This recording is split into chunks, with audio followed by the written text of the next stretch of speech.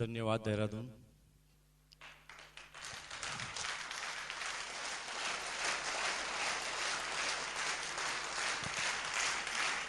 Thank you.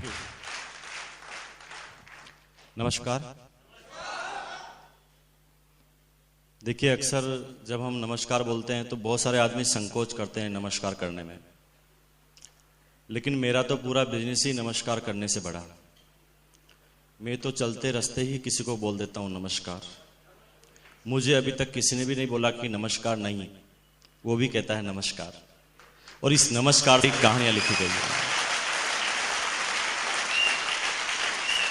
और मैं आपको बता दूं कि हिंदुस्तान की गवर्नमेंट ने हर उस चीज पर टैक्स जो सर्विस में हम लेते हैं, चाहे वो किसी हो या कोई वस्तु हो, उन हर चीज पर टैक्स लगाया। और एक जानकारी के मुताबिक, क्योंकि आरसीएम वाले नमस्कार बहुत बोलते हैं, तो हिंदुस्तान की गवर्नमेंट सोच रही है कि नमस्कार के ऊपर भी, तो जब तक ये टैक्स लग जाए उससे पहले भैया खुलकर बोल लो नमस्कार, क्योंकि उसके बाद हम टू द पॉइंट बात करेंगे कि आज हम बात कर रहे हैं आरसीएम बिजनेस की। इससे पहले मैं आपको थोड़ा सा इंट्रोडक्शन दे दूं। मैं मुकेश कोठारी मेरा नाम है। राजस्थान की सिटी है भीलवाड़ा, वहां का मैं रहने वाला हूं। और आज इस बिजनेस की बात कर रहे हैं। पीछे एक बैनर लगा है और पिछले 45 मिनट से आप ये बार बार सुन रहे हैं आरसीएम बिजनेस। तो आपको अभी तक ये पता चल चुका है कि आज हम जिस बिजनेस की बात कर रहे हैं उसका नाम है आरसीएम बिजनेस। जिस बिजनेस की अभी मैं कुछ चंद मिनटों में आपके साथ बात करूंगा, इस बिजनेस को ठीक पिछले 5.25 सालों से मैं लगातार जीता हूं, मैं सीखता हूं, मैं करता हूं। इन 5.25 सालों में लगातार इस बिजनेस को करने के बाद मुझे इस बिजनेस से क्या मिला है, क्या मिलने वाला है, ये बिजनेस क्या है, इसका फ्यूचर क्या है, इसका स्कोप क्या है, इसका विजन क्या है, इसे क्यों करना चाहिए, इसे कैसे किया जाता है और इसे कब किया जाता है, ये सारी बातें मेरे अपने अनुभव के आधार पर अगले कुछ चंद मिनटों में आपके साथ शेयर करूंगा। यूं कहे तो मेरा यहां पर आना का उद्देश्य कुछ थोड़ा अलग है। मैं आज आपको सिर्फ अपने अनुभव शेयर करने आया हूं। यूं तो बहुत बड़ी बड़ी किताबें मैंने नहीं पढ़ी है, मेरी एजुकेशन भी ज्यादा नहीं है, लेकिन इन 5.25 सालों में मेरे अनुभव इस बिजनेस में हैं। यूं कहे तो जिंदगी के अनुभव में आप मेरे से कहीं ज्यादा हैं, और आप मुझे कहीं मायनों में अपनी जिंदगी के बारे में तो मुझे समझा सकते हैं, लेकिन इस बिजनेस के बारे में थोड़ा सा आपसे ज्यादा मुझे 1% नॉलेज है, और वही शेयर करने के लिए आया हूं। और शॉर्ट में अगर देसी भाषा में मैं बोलूं तो आज मैं आपको क्या बताऊंगा, मैं ये बताऊंगा कि ये एक दीवार है। इस दीवार पर हमने पिछले 5.25 सालों में 50 बार अलग अलग टेक्निक से सिर फोड़ा है, और जब भी सिर फोड़ा है तो हमारे चोट लगी है, और चोट की साइज क्या क्या थी। और आज मैं वही बताने आया हूं कि भैया ऐसे सिर फोड़ते हैं तो चोट लगती है, ये सिर आप मत फोड़ना, क्योंकि हमने सिर फोड़ फोड़ के सीखा, इसलिए 5.25 साल लगे, आपको 2 साल ही लगेगा अगर आप मेरी बात को समझ जाएंगे तो।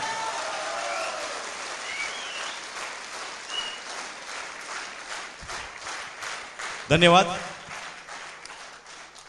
इस बिजनेस को ठीक 5.25 साल से मैं जीता हूं। छोटे से बैकग्राउंड के बारे में बात करूं तो इस बिजनेस को करने से पहले भीलवाड़ा के अंदर एक पेंट पीस का कपड़ा बनाने वाली, एक शूटिंग बनाने वाली प्राइवेट कंपनी में मेरी सर्विस हुआ करती थी।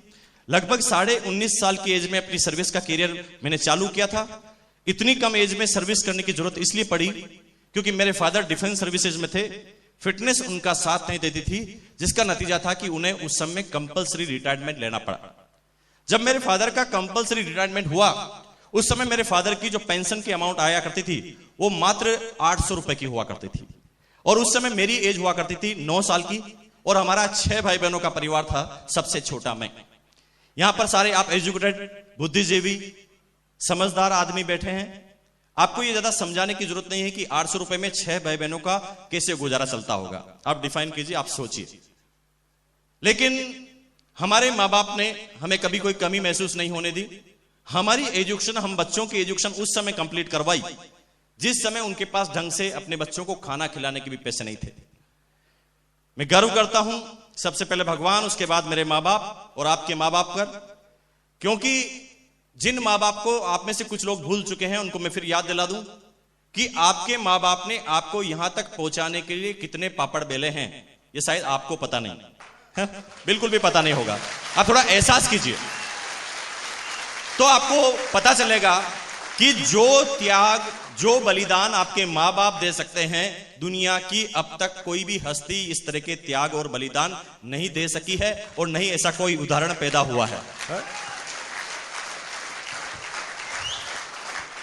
तो एक छोटा सा मैसेज यह है कि आप अपनी पूरी जिंदगी में किसे भी भूल जाना, लेकिन अपने माँ बाप को मत भूल जाना। वो नंबर 1 है, वो नंबर 1 रहेंगे हमेशा।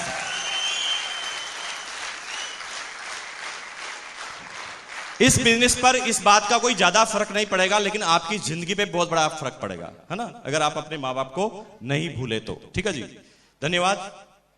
तो हमारे माँ बाप ने उस समय हमारी एजुकेशन कंप्लीट कराई, हमें कभी कोई कष्ट महसूस होने नहीं दिया। लेकिन मैं जब 9 साल का था तो मेरे फैमिली के अंदर जो भी एक्टिविटीज होती थी मैं उसको गौर से देखता था। हालांकि उस समय मैं समझता नहीं था, लेकिन जब मैं आज उन चीजों को याद करता हूं तो मेरा दिल पूरा भर आता है। मुझे वो दौर अच्छी तरह याद है कि मेरे बड़े भाई और बड़ी सिस्टर कॉलेज में पढ़ा करते थे जब मैं 9 साल का था। तो एग्जाम जब होता था तो एग्जाम के दिनों में उन्हें चाय पीने की इच्छा होती थी रात को पढ़ाई के दौरान। तो कभी घर में चाय नहीं मिला करती थी, चाय की पत्ती नहीं मिला करती थी, और कभी घर में दूध नहीं मिला करता था। मुझे वो दौर भी अच्छी तरह याद है जब हमारी 2 बड़ी सिस्टर की शादी हुई। मैं छोटा था, फादर के पास शादी करने के लिए जमा पूंजी नहीं थी। इसका नतीजा क्या था कि हमारा एक पुश्तैनी मकान था, उस मकान को सेल आउट करना पड़ा फादर को। उस मकान के पैसे जो आए उससे हमारी 2 सिस्टर की शादी हुई। लेकिन जब 2 सिस्टर की शादी हुई तो हमारा आधा मकान सेल आउट हो चुका था। अब हमारे पास एक रूम और एक किचन बचा था। रूम के अंदर हम सारे भाई बहन सोया करते थे चारों, और किचन के अंदर हमारे माँ बाप। 95% जो हमारे रिश्तेदार जो थे वो सारे के सारे समझदार थे, 95%। लेकिन 5% ऐसे रिश्तेदार थे जो ज्यादा समझदार नहीं थे। 95% रिश्तेदार कभी भी हमारे घर पर रुकना नहीं पसंद करते थे और खाना पसंद नहीं करते थे, क्योंकि उन्हें पता था कि इनकी हालत कैसी है। लेकिन 5% इन बातों से अनभिज्ञ थे, वो हमारे घर पर आकर बैठ जाते थे और कहते थे कि आज हम यहीं पर रुकेंगे। तो उस पूरे दिन भर पूरी फैमिली में चर्चा का विषय ही यही रहता कि ये मेहमान कहां पर सोएंगे और इन्हें क्या खिलाया जाएगा। पूरे दिन भर चर्चा होती, खिलाने की बात आती है तो कैसे कैसे इंतजाम करके उन्हें अच्छा खासा खाना खिलाया जाता है, क्योंकि हिंदुस्तान में अतिथि देवो भव की कहावत मशहूर है। लेकिन जब सुलाने की बात आती थी तो एक रूम और मेहमान। तो राजस्थान में रूम के ऊपर एक स्टेप होती है जहां पर सामान रखा जाता है, जिसे राजस्थान में टांड कहते हैं, और उसको अगर क्लोज करके ऊपर एक गेट लगा दें, यानी ऊपर का स्टोर बिना सीढ़ी का, बिना स्टेप का, तो राजस्थान में उस ऊपर वाले स्टोर को भकारी कहते हैं। तो जब भी हमारे घर में कोई भी मेहमान आता था तो हम सारे भाई बहनों का ट्रांसफर, हाँ भाई मेहमान को थोड़ी कह सकते आप जाइए, जाना हमें ही पड़ता था। वो बातें उस समय मेरे बात समझ में नहीं आई, लेकिन आज जब मैं याद करता हूं तो मुझे वो एक एक बात अभी समझ में आती है। मुझे वो दौर अभी तक याद है जब मेरी मां 100 ग्राम देसी घी को 3 महीने तक संभाल कर रखती थी।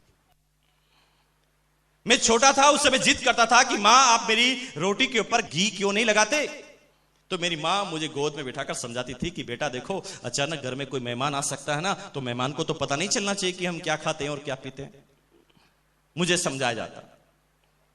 मुझे वो दौर भी अच्छी तरह याद है जब मेरे फादर को किचन का निर्माण करना था, और किचन का निर्माण करने के लिए उनके पास पैसे नहीं थे, और उनके पास पैसे नहीं थे इस वजह से कम पैसों में उस किचन का निर्माण करना था। तो उस समय सीमेंट के अंदर जो मिट्टी को मिलाया जाता है, जिस रेत को मिलाया जाता है, जिस बजरी को मिलाया जाता है, एक ट्रक आता, रोड खाली होकर वो मिट्टी चला जाता। अब उस रोड से मिट्टी को हमारी बाउंड्री वॉल के अंदर लाने के लिए जब इस किसी लेबर को हम कॉन्ट्रैक्ट देते थे तो वो उस समय 15-20 रुपए मांगता था, और ये 15-20 रुपए उस समय हमारे पास देने के लिए नहीं थे। तो हम पैसे बचाने के लिए कुछ टेक्निक का इस्तेमाल करते थे। वो टेक्निक क्या थी? हम रात को 11:30 बजने का इंतजार करते थे।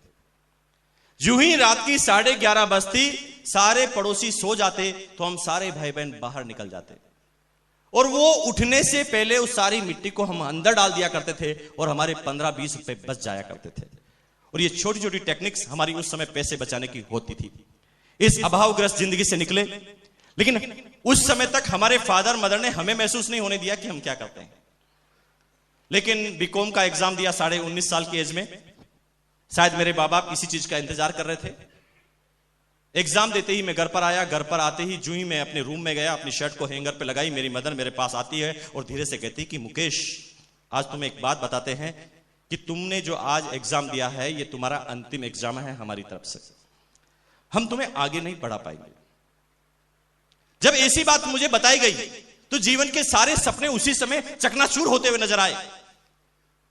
लेकिन मां बाप ने ये बात हमें बोली तो कोई ना कोई सोच के साथ बोली होगी, और इसी चीज को मैं उस समय सोचने लगा। लेकिन थोड़ी देर बाद मेरी मदर ने आंसू निकालते हुए कहा कि नहीं, तुम इसका उल्टा अर्थ मत ले जाना। इसका मतलब ये नहीं है कि तुम्हें हम पढ़ने से रोकते, बस फर्क इतना सा आएगा कि पहले तुम्हारी पढ़ाई का खर्चा हम उठाते थे, अगर अब तुम्हें पढ़ना है तो तुम तुम्हारा खर्चा खुद हटाओ, खुद निकालो, क्योंकि आज के बाद हम तुम्हारी पढ़ाई के ऊपर कोई पैसा नहीं खर्च करेंगे, क्योंकि हमारी जितनी भी ताकत और कैपेसिटी थी वो अभी हमने कर बताया है। अब सोचिए, मां बाप का कोई कंपैरिजन है? मां बाप अभी भी कह रहे हैं कि हम तुमसे खाना नहीं चाहते, तुम अभी भी पढ़ सकते हो, सिर्फ अपनी खुद की इनकम जनरेट करो पढ़ाई के दौरान। जीवन की हकीकत से सामना हुआ। भीलवाड़ा के अंदर नौकरी की तलाश में दौड़ने लगा। उस समय हमारी फैमिली के पास न कोई जैक होता था और न ही कोई चेक होता था। उसी का नतीजा था कि 1 महीने तक लगातार दौड़ लगाई पूरे भीलवाड़ा में, सर्विस नहीं मिली। घर पर आकर थक कर बैठ गया। एक दिन दोस्त के फादर ने मुझे बुलाया, मुझे एक विजिटिंग कार्ड हाथ में थमाया और मुझे कहा गया कि इस कंपनी में जाइए, आपको सर्विस मिल जाएगी। मुझे विश्वास नहीं था, क्योंकि 1 महीने तक चक्कर लगाकर मैं समझ चुका था कि ये सब फालतू की बातें हैं, कोई किसी का साथ नहीं देता। इस दुनिया में सबका साम्राज्य अपने आप को खड़ा करना पड़ता है। लेकिन कहते हैं कि 1% आशा की वजह से मैं उस कंपनी में उस कार्ड को लेकर पहुंचा। मेरे से नाम पूछा गया और कहा गया कि आप कल से आ जाइए। मुझे आश्चर्य हुआ, मुझे शौक लगा कि क्या ये सच है, लेकिन वास्तव में वो मुझे यही कह रहे थे कि आप कल से आ जाइए। मैंने उस समय अपने मैनेजर से ये तक नहीं पूछा कि आप कितनी सैलरी दोगे, क्योंकि बात सैलरी का विषय नहीं थी, बात थी नौकरी मिलने का क्वेश्चन। और मैंने कहा सर्विस मिल गई, अब मुझे क्या चाहिए, और मैं घर पर आ गया। अगले ही दिन तैयार होकर ऑफिस पहुंच गया। पहला दिन ऑफिस का टाइम था 10:30 का और मैं पहुंच गया 9:30 बजे। कहते ना कि जब कोई चीज बड़ी मुश्किल से मिलती है तो उसकी अवेयरनेस अपने आप पैदा होती है। जैसे हमारी ऑक्सीजन बड़ी आराम से मिलती है तो उसकी अवेयरनेस हमारे अंदर नहीं है। अगर आपको बता दूं कि 1, 1.5, 2 मिनट भी अगर आपकी ऑक्सीजन को रोक लिया जाए तो शायद आप इस संसार में जीवित नहीं रहेंगे। जिस चीज की इतनी बड़ी वैल्यू कि जिसके बिना जीवित नहीं रहा जा सकता, लेकिन उसकी हमारे जीवन में कोई वैल्यू नहीं। जहां जाते हैं वहां, अरे दोस्त, उसकी वैल्यू समझनी है तो उस व्यक्ति से पूछना जिसका अभी ऑपरेशन हुआ है, आईसीयू में उसे रखा गया है, ऑक्सीजन का मास्क उसके ऊपर लगाया गया है, वो होश में है। उसके कान में धीरे से बोलना, भैया 2 मिनट के लिए हटा दूं। तब उसकी वैल्यू का उसे पता चलता है। तो दोस्त, आपका जीवन इस दुनिया में लेना कितना बड़ा वैल्यूबल काम है, इसको आप महसूस करें।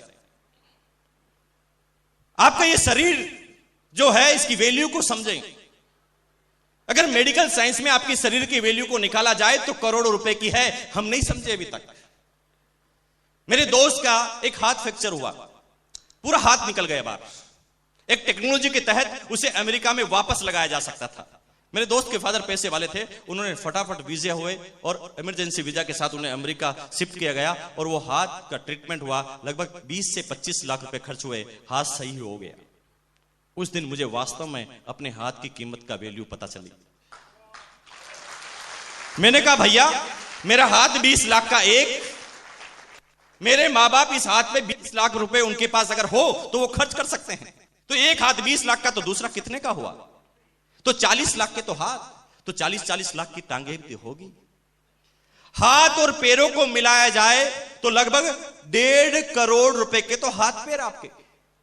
जो इंडियन साइंस में उसकी रेट है।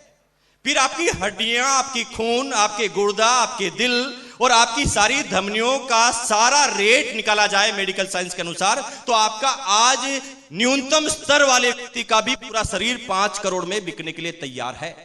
कोई भी बिकवा लीजिए, आज कोई भी चले जाइए, 5 करोड़ में उसका शरीर बिकने के लिए तैयार है। ये तो ह्यूमन राइट्स की तरफ से नियम बने हुए हैं कि आदमी को जिंदा को मार नहीं सकते। बाकी उसके एक एक पार्ट्स की वैल्यू निकाले जाए तो 5 करोड़ मिनिमम। लेकिन थोड़ी देर के लिए सोचें, इस 5 करोड़ के शरीर को कितने रुपए में गिरवे रखा है? ए भैया 5,000 दे देना, करवा ले, कुछ भी करवा ले। 10,000 देना, कुछ भी करवा ले। क्योंकि हमें हमारी वैल्यू के बारे में पता नहीं। मैंने उस समय अपने मैनेजर से यह तक नहीं पूछा कि आप कितनी सैलरी दोगे। चला गया काम पर, लगातार 1 महीने तक काम किया। सर्विस का दिन, 1 तारीख आई, सैलरी का टाइम, लाइन लगी हुई थी सैलरी लेने वालों की। और जिंदगी का पहला अनुभव, मैं भी लाइन में खड़ा हो गया। मेरा नाम आया और मेरे हाथ में 750 रुपए पकड़ाए गए। 750 रुपए को देखते ही मेरे जीवन में जो 16 साल में मैंने सपने बनाए थे, वो सब सपने चकनाचूर होते हुए नजर आए। मुझे लग गया कि भैया ये तूने हेलीकॉप्टर का जो सपना बनाया है, तू तो तेरी एक्चुअल जिंदगी में तो साइकिल लेने के काबिल भी नहीं है। सपनों को छोटा करना चालू किया। मैं आगे बड़ा सोचते हुए, पीछे ही मेरी कंपनी का चपरासी खड़ा था, वो अंगूठा छाप पानी पिलाने का काम। मेरे सामने उसे सैलरी दी गई 1500 रुपए, 1500। एक बीकॉम पास लड़का उसे 750, और एक अनपढ़ आदमी जो अंगूठा छाप लगाकर वहां पर सैलरी उठाता है उसे 1500 रुपए। ये बात मुझे हजम ही नहीं हुई। ये क्या हो रहा है इस दुनिया में? और आप में से कुछ लोगों को अभी ये बात समझ में नहीं आ रही होगी, लेकिन मुझे आज आई है, आपको भी आ जाएगी। आपकी अलग अलग एज सेगमेंट के व्यक्ति यहां पर हैं। कोई आदमी 20 साल का होगा, कोई 30, 40, 50, 60, 65, 70 साल के व्यक्ति यहां पर होंगे। लेकिन मैं आपको बता दूं कि आप 65 और 70 साल के व्यक्ति हैं, लेकिन अगर आपने अपने सपनों को खो दिया है तो आप जीरो हैं। लेकिन अगर आपके सपने जीवित हैं तो कोई फर्क नहीं पड़ता कि आप किस एज में हैं। क्योंकि धीरू भाई अंबानी 40 साल का था तो आप में से कोई भी इंसान उसे नहीं जानता था, जानता था।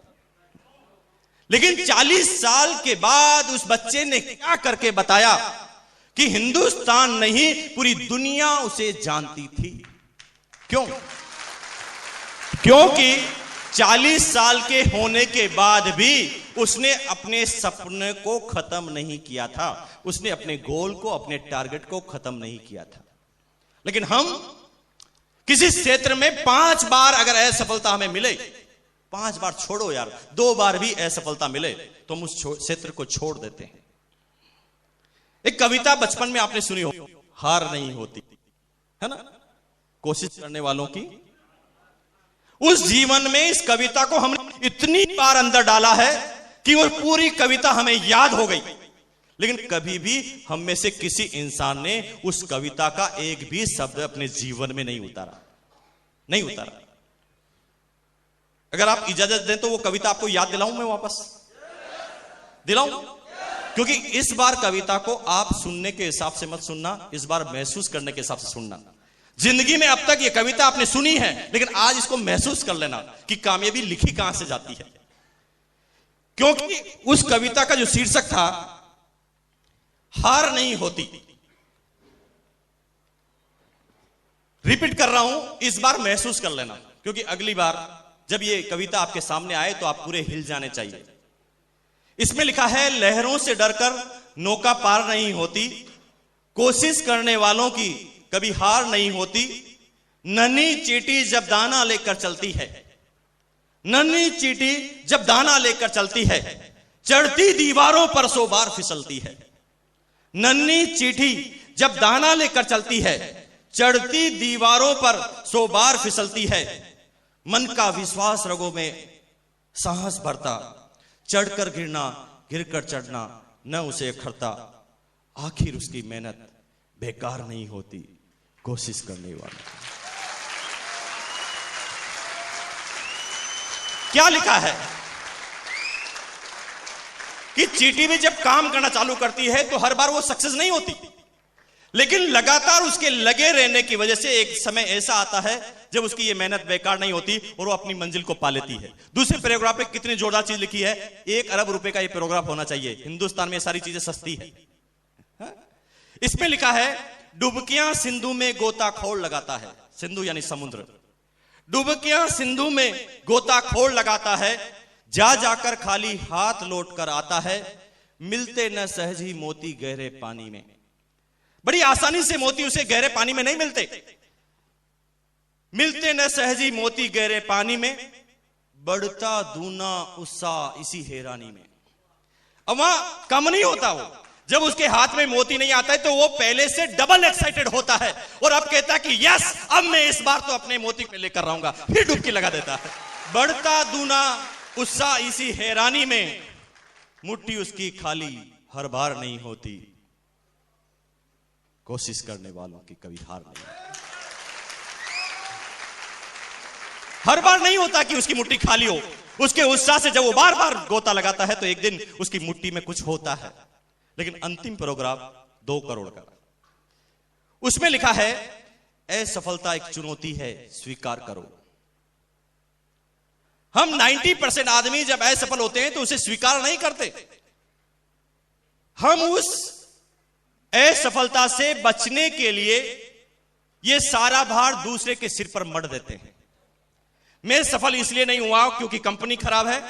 मैं सफल इसलिए नहीं हुआ कि मेरी पत्नी मेरे पर साथ नहीं देती। मैं सफल इसलिए नहीं हुआ कि मेरे डिस्ट्रीब्यूटर सारे दिमागदार नहीं है। मैं इसलिए सफल नहीं हुआ क्योंकि मैं अकेला कमिटेड हूं, मेरी डाउनलाइन कमिटेड नहीं है। हम लोगों के ऊपर ये सारी बातें थोपने चालू करते हैं। लेकिन आज से ऐसा मत करना दोस्त। जब भी असफल हो तो अपने आप को यह बात स्वीकार करना कि कहीं न कहीं मेरे अंदर कमी रह गई है। क्या लिखा है? यह लिखा है, असफलता एक चुनौती है, स्वीकार करो क्या कमी रह गई, देखो और सुधार करो। जब तक ना हो सफल तुम, नींद चैन की त्यागो तुम, संघर्षों का मैदान छोड़ मत भागो तुम, कुछ किए बगैर जय जयकार नहीं होती, कोशिश करने वालों की कमी। तो ये कविता, इस कविता में वो सारी बातें लिखी गई है जो आदमी को सफल बनाती है। धीरूभाई अंबानी जब उसकी डेथ हुई तो 65,000 करोड़ का साम्राज्य उसने खड़ा कर दिया और 40 साल की एज में आप में से कोई आदमी उसे नहीं जानता था। और यही मैसेज है, जिंदगी में ये 1% भी मायने नहीं रखता कि अभी आप कहां हैं। कोई फर्क नहीं पड़ता अभी आप किस पोजीशन में, इससे 1% भी फर्क नहीं पड़ता यदि आपके सपने जीवित हैं तो। जिंदगी में ये 1% भी मायने नहीं रखता कि अभी आप कहां हैं। मायने तो ये रखता है कि आपको जाना कहां है। आपका गोल, आपका डेस्टिनेशन, आपका स्टेशन अगर आपको पता है कि आपकी मंजिल क्या है, और अगर आपको यह पता है कि आपकी मंजिल क्या है, तो कोई फर्क नहीं पड़ता कि अभी आप कहां हैं। लेकिन 90% आदमियों की मंजिल खत्म हो जाती है 2-3 बार असफलताओं के बाद। जब आदमी 5,000 से अपनी सर्विस को चालू करता है, 10,000, 15,000, 20,000 तक पहुंचते पहुंचते उसे पता चल जाता है कि भैया ये करोड़ों रुपए के जो मैंने सपने देखे हैं ये सब झूठे हैं, मेरे शायद इस जिंदगी में पूरे नहीं होंगे। और अपने सपनों को चकनाचूर कर देता है और एक साधारण सी जिंदगी वो बिताने लग जाता है। और कब उसकी जिंदगी आउट हो जाती है उसे भी पता नहीं चलता। कब वो 90% आदमियों की श्रेणी में पता चल जाता है, लोगों को पता भी नहीं चलता। अगर आप इस बात से सहमत नहीं है तो मैं आपको याद दिला दूं, हमारी अपलाइन कहती है कि आप सब लोग अपने पिताजी और दादाजी का नाम जानते होंगे, लेकिन मैं अगर आपसे बात करूं कि आपके दादाजी के पिताजी के पिताजी के पिताजी, यानी आपके परदादाजी के पिताजी, उसके नाम को पूछने की मैं बात करूं तो लगभग 90% आदमी अभी फेल हो जाएंगे। 95-98% आदमी फेल हो जाएंगे, उन्हें उनके परदादाजी के पिताजी का नाम पता नहीं है। तो क्या यह एहसान फरामोश वाली बात नहीं है? जिसकी वजह से आप हैं उसी को भूल गए। मैं बात सिर्फ क्वेश्चन पूछ रहा हूं, मुझे भी पता नहीं है, मैं सिर्फ क्वेश्चन पूछ रहा हूं। क्यों? क्योंकि वो भी कहीं ना कहीं हमारे जैसे श्रेणी में थे। महात्मा गांधी की बात करें तो वो 4थी पीढ़ी में आते हैं आपके। महाराणा प्रताप की बात करें तो 20वीं पीढ़ी में आते हैं। बड़े बड़े रानी लक्ष्मीबाई से लगाकर मीराबाई तक अगर आप सबकी बात करें तो आपकी 25वीं 30वीं 50वीं पीढ़ी में आते हैं, फिर भी उनका नाम आपको अच्छी तरह पता है, लेकिन आपके दादाजी के नाम को भूल गए। जो आपके रिश्ते में कुछ नहीं लगता उसे याद कर लिया, और जो रिश्ते में सब कुछ लगता है उसे भूल गए। सिंपल सी बात है।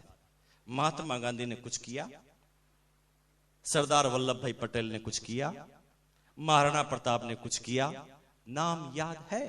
हमारे दादाजी ने ऐसा कुछ किया ही नहीं। तो क्या उसी श्रेणी में हम आना चाहते हैं? क्या उसी दौड़ में हम भी अपनी लाइन में लग जाना चाहते हैं? अगर नहीं तो आज से वो जो आपने 16 साल की एज में सपने देखे हैं उसको फिर जीवित करो। 10 सेकंड के अंदर वो आंख बंद करो, सोचो कि आपने 16 साल की एज में क्या देखा था, अपना सपना क्या बनाया था, अपना गोल क्या बनाया था, अपना टारगेट, और फिर खोल दीजिए उस टारगेट को। क्योंकि जब तक आप उस टारगेट को नहीं देखेंगे आपके अंदर शक्ति का संचार नहीं होगा। क्योंकि जिस आदमी का कोई टारगेट ही नहीं होता वो जिंदगी में कहीं पर भी नहीं पहुंचता। एक आदमी का टारगेट यहां से दिल्ली जाने का है, वो बस स्टैंड पर जाता है, दिल्ली की टिकट लेता है, दिल्ली की बस में बैठ जाता है, दिल्ली पहुंच जाता है। लेकिन एक आदमी हमारी तरह जहां पर जाता है, डिपो पर जाकर वहां पर बुकिंग पर जाकर कहता है ये भाई साहब लो 100 का नोट और दे दो एक टिकट। वो पूछे कहां की? कहीं की भी दे दो भैया। तो क्या ये हमारी जिंदगी ऐसी नहीं है कि हम कहने कहीं की भी टिकट दे दो, कहीं पर भी पहुंचा दो? कहां पहुंचा दें? कितने सक्सेस आपको कर दें? किस लेवल को आप पाना चाहते हैं? और जब तक आपका गोल, आपका टारगेट आपके सामने नहीं है, आप एक कदम भी आगे नहीं चल पाएंगे। क्योंकि बिना टारगेट के तो एक कदम को आप नहीं रख सकते, लेकिन पूरी जिंदगी को बिना टारगेट के बना रखा है। जिन लोगों ने फ्रंट लाइन में बैठने का टारगेट बनाया वो वक्त से पहले आ गए। जिन लोगों ने पीछे बैठने का टारगेट बनाया वो फिक्स टाइम पर आ गए। जिन लोगों ने खड़े रहने का टारगेट बनाया वो 1 घंटा लेट आए। जिसने जैसा टारगेट बनाया उसी टारगेट के अनुसार वो यहां पहुंच गए।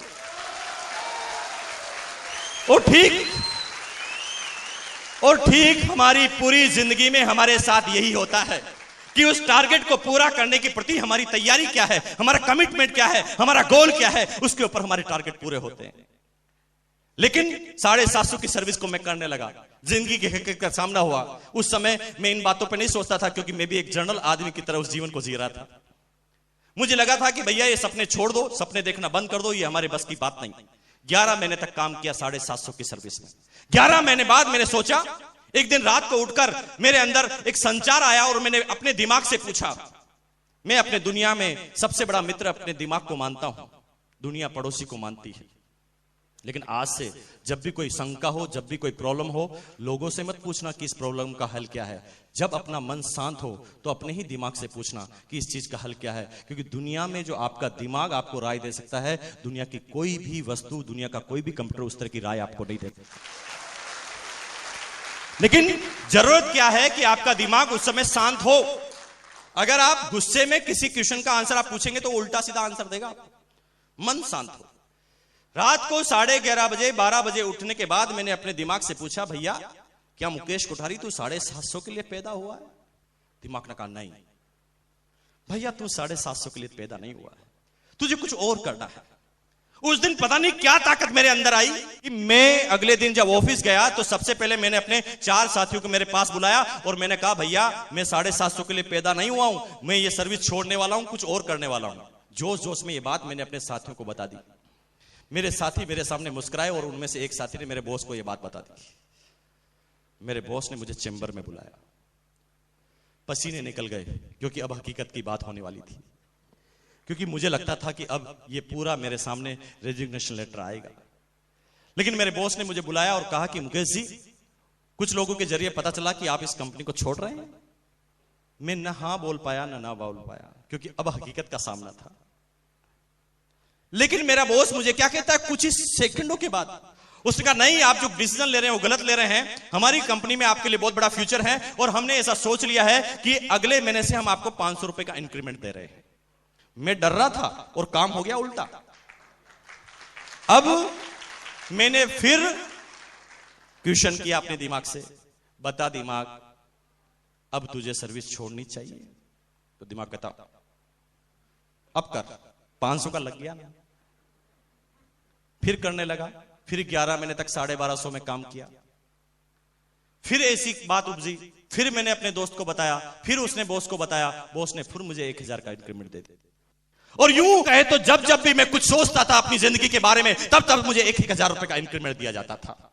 और यूं अगर सही शब्दों में बात करें तो मेरी जिंदगी का अब अगर सबसे बड़ा कोई दुश्मन रहा है तो मेरी सर्विस में मेरा इंक्रीमेंट, जो मुझे न तो जीने देता था और न ही मुझे उस क्षेत्र में मरने देता था। जब भी मैं कुछ करने की सोचता था, मुझे 1000 रुपए के इंक्रीमेंट से थोपा जाता था। क्योंकि मैं कुछ एक ऐसी सनसनीखेज बात बताने वाला हूं जो अब तक दुनिया के किसी भी लीडर ने स्टेज से नहीं बोली है, मैं बोलूंगा। लेकिन मेरा आज मैसेज ये नहीं था होगा कि आप जो भी सर्विस करते हैं वो छोड़ देना। नो, ये मैसेज नहीं है मेरा। मेरे मैसेज को समझना। सर्विस हमेशा वो इंसान करता है जिसका अपना खुद का कोई टारगेट नहीं होता, इसलिए वो अपने बॉस के टारगेट के लिए काम करता है। क्योंकि उसका बॉस का बहुत बड़ा टारगेट होता है, तो अपने पूरे जीवन हम अपने बॉस के टारगेट को पूरा करने में लगाते हैं। जब भी हमारे बॉस को यह पता चलता है कि ये मेरे टारगेट को पूरा करने के लिए सबसे महत्वपूर्ण इंसान है, तो जब भी आप छोड़ते हैं कि मैं छोड़ूंगा, तो आपको 1000 रुपए के इंक्रीमेंट से नवाजा जाता है। तो नियम क्या है, फॉर्मूला क्या है? फॉर्मूला यह है कि अगर आपको 10,000 रुपए सैलरी मिलती है तो सीधा सीधा आप 1 लाख के आदमी हैं।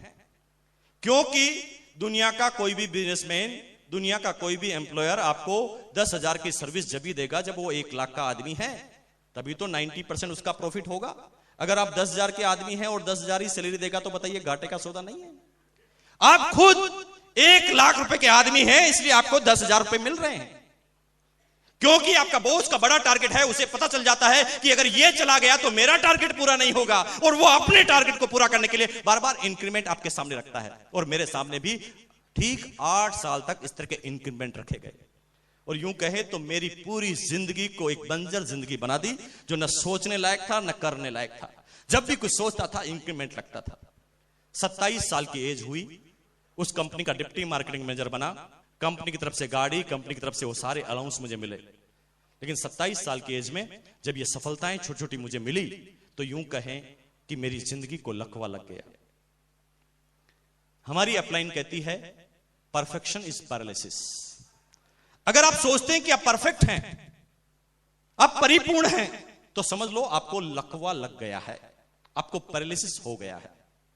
तो 27 साल की एज में जब इतनी अच्छी सैलरी मुझे मिलने लगी, तो मैंने लोगों की बातों को सुनना ही बंद कर दिया। क्योंकि मुझे ऐसा लगता था कि सबसे इंटेलिजेंट आदमी तो मैं हूं। मैं अपने फादर की बात सुनने के लिए मना कर देता था, मैं अपने भाइयों की बात सुनने के लिए मना कर देता था, मैं अपने दोस्तों की बात को नहीं मानता था। क्योंकि मेरे अंदर एक घमंड और एक ईगो आ गया था कि मुकेश कोठारी, तू एक सक्सेसफुल इंसान है, तुझे दुनिया क्या समझा सकती है। खास तौर से ये जो लकवा है 2-3 तरह के आदमियों को लगता है, और आप में से अगर किसी आदमी को यह लकवा है तो आज ही खत्म कर लेना। क्योंकि आपकी जिंदगी की प्रोग्रेस में सबसे बड़ी बाधा ये 3 तरह के लकवे होंगे। पहला होता है एजुकेशन का लकवा, एजुकेशन का पैरालिसिस। जब एक आदमी थोड़ा ज्यादा पढ़ लिख जाता है तो कम पढ़े लिखे आदमी को वो कुछ समय के बाद पागल समझना चालू कर देता है। एक डॉक्टर को जब एक जनरल इंसान कोई बात करता है तो वो कहता है कि अच्छा तू समझाएगा मुझे। क्यों भाई, जिंदगी का कोई ऐसा अनुभव उसके पास नहीं हो सकता जो डॉक्टर के पास नहीं है? हो सकता है, लेकिन वो समझने की कोशिश नहीं करता उसको। एक ज्यादा पैसे वाले कम पैसे वाले की बात नहीं सुनता, और एक ज्यादा सम्मान का अधिकारी कम सम्मान वाले की बात नहीं सुनता। 3 तरह के लकवे पाए जाते हैं। मेरे पास भी वो एक तरह का लकवा आ गया, पैसों वाला। मैंने लोगों की बात को सुनना बंद कर दिया, और 8 साल तक मेरी कोई प्रोग्रेस नहीं हुई। मैं उसी तरह से एक बंजर जमीन में अपने जीवन को यापन कर रहा था। कहने को मैं बॉस था उस समय। 27 साल की एज में 80 आदमियों का मेरा स्टाफ था मार्केटिंग का, उनका मैं बॉस था। कहने को मैं उस समय भी सूट पहनता था, कहने को उस समय भी टाई लगाता था, उस समय भी लोग बाग मुझे बॉस कहकर बुलाते थे। लेकिन मैं इस फालतू के घमंड में चूर था। सतीश पंडित, ग्रेट लीडर, उसके बारे में उन्होंने एक कविता में लिखा कि तू जिसे चाहता उसे चाहता नहीं, इस झूठ से न खुद को परेशान कर, आराम कर। तू जिसे चाहता उसे चाहता नहीं,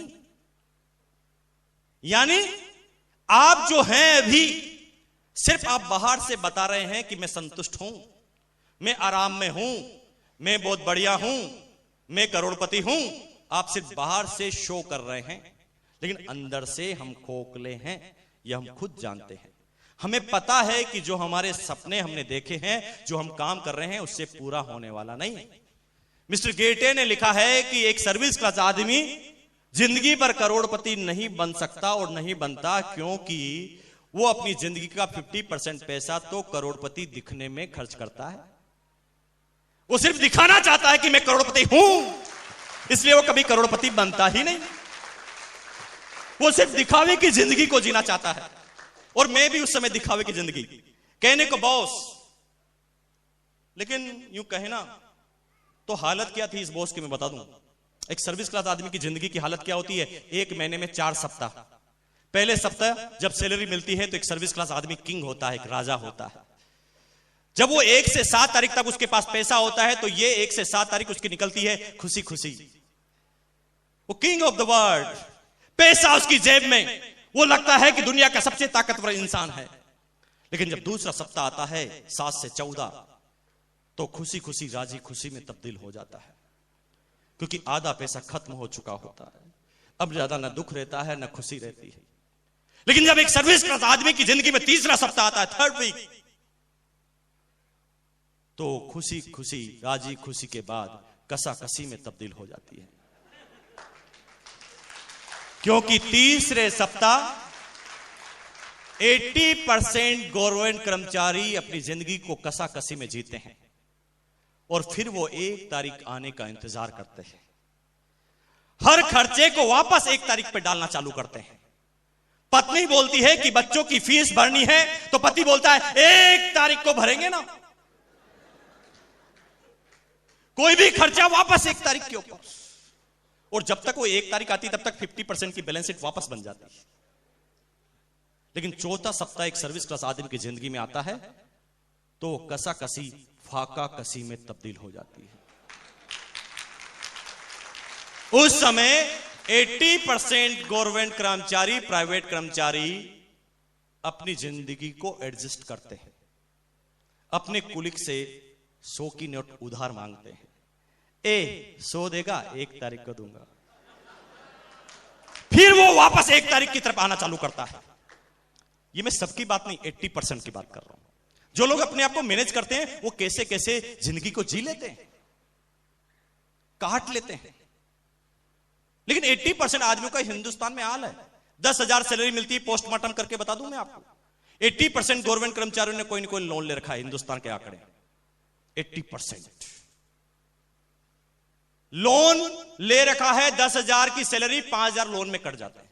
कितना बचा? अब 5,000 में क्या क्या खर्चे में बताता हूं आपको। इलेक्ट्रिसिटी का बिल, टेलीफोन वो रखता है तभी तो करोड़पति दिखेगा।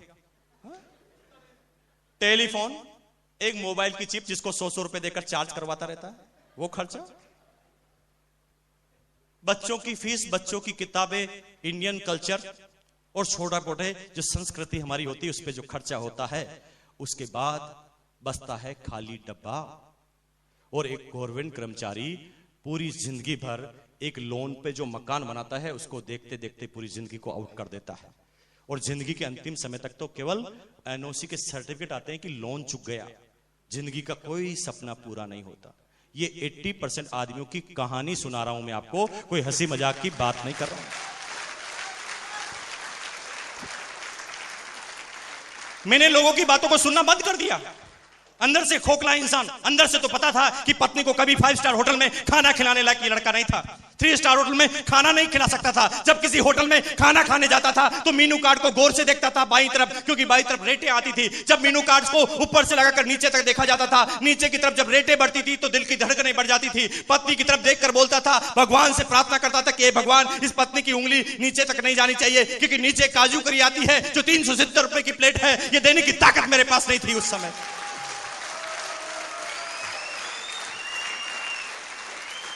भगवान से सिर्फ प्रार्थना करता था, प्रार्थना कि रुक जाओ, ये उंगली यहीं पर रोक दो।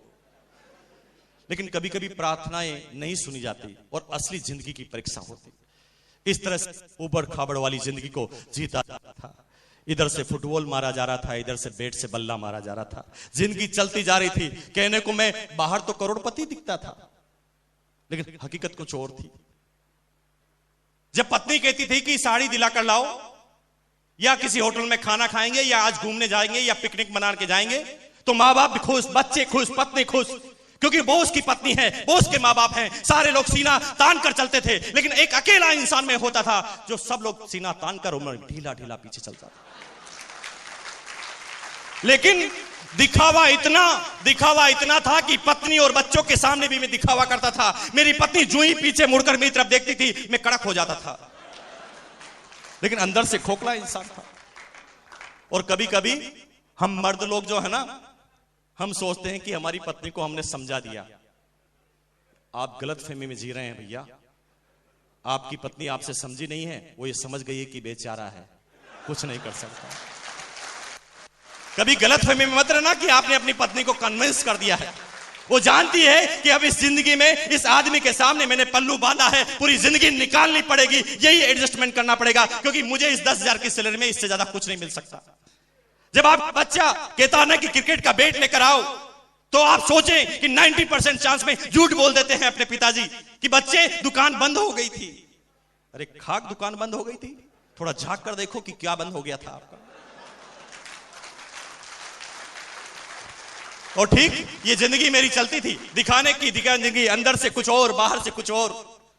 बात सुनता नहीं था, लेकिन शुक्रगुजार हैं भगवान का, माँ बाप का, उसके बाद हमारी अपलाइन मिस्टर प्रहलाद राय का। आप सब लोग जोरदार ताली इसलिए बजाएं क्योंकि वो आप सब लोगों की अपलाइन। साधारण सा शख्स जो उस मेरी कंपनी में मेरा इमीडिएट बॉस था, शायद भगवान मेरे लिए ही ये प्लानिंग लेकर आए थे। मैं दुनिया में किसी की बात सुनता नहीं था, सिर्फ डरता था अपने बॉस से। मेरे बॉस ने मुझे संडे के दिन, अगस्त 2000 के दिन मुझे बुलाया घर पर कि आ जाओ, मेरे घर पर एक बिजनेस मीटिंग है, तुम्हें शामिल होना है। मैंने डिटेल में पूछी तो उन्होंने कहा कि बिना पूंजी का व्यापार है। मैंने कहा दिमाग खराब करता है, 10-20 हजार रुपए जो थोड़े बहुत बचत पड़े हैं वो भी लुटवाएगा, बिजनेस करवाएगा। 50 तरह की बातें दिमाग में आई, लेकिन मना करना ताकत नहीं थी। पहुंच गया। यहां पर भी मुझे पता है बहुत सारे आदमी आना नहीं चाहते थे, पहुंच गए। कुछ लोगों को जो जबरदस्ती किडनैप करके लाया गया,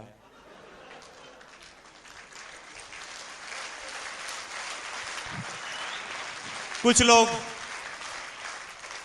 जो हैं बेचारे इसलिए आ गए होंगे कि मना करना उनके बस की बात ही नहीं थी, ऐसे आदमी ने उन्हें इनवाइट किया था।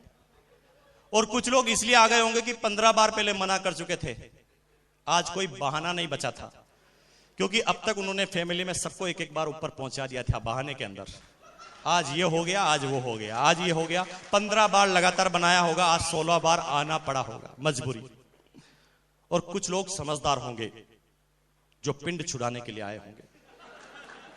वो कहता है, रोज कहता है आरसीएम कर, चल आज चलता हूं, टाइम है मेरे पास, इतनी कमियां निकाल दूंगा कि तू भी छोड़ देगा, चिंता मत कर। अपने दिमाग पर भरोसा करके वो यहां पर पहुंच गए।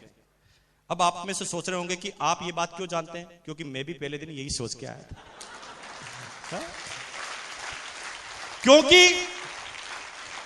क्योंकि बॉस को मना करना ताकत नहीं थी, लेकिन मैं अपने आप को बॉस से ज्यादा इंटेलिजेंट समझता था। 90% कर्मचारियों की प्रॉब्लम है, अपने बॉस से ज्यादा इंटेलिजेंट अपने आप को मानते हैं। उन्हें सबको पता है कि बॉस तो किस्मत के कारण आगे है, बाकी समझदार मैं हूं। सबको ऐसी गलतफहमी होती है। मुझे भी मेरा बॉस पागल लगता था। मैंने कहा ये किस्मत से आगे पहुंच गया, बाकी इसकी जगह मुझे होना चाहिए। लेकिन जब उसके सामने जाता था तो जबान भी पूरी नहीं खुलती थी। आधी बात में यस और नो होता था, दूसरा कोई वर्ड नहीं बोला जाता था।